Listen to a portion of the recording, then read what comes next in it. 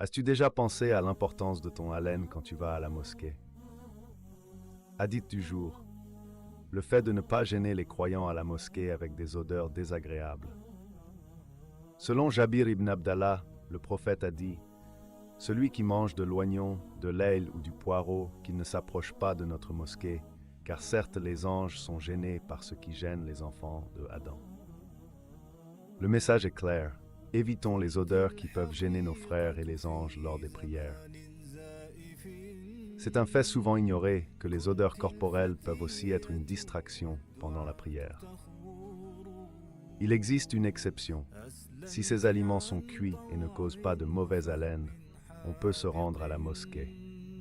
Wallah, aide-nous à respecter nos mosquées et nos frères avec nos actes et nos odeurs. Écris Amin en commentaire si tu souhaites que cette invocation soit exaucée. La mosquée est un lieu de quiétude pour tous. Respectons cet espace de prière. Partage cette vidéo. Il se peut qu'elle touche quelqu'un qui en avait besoin.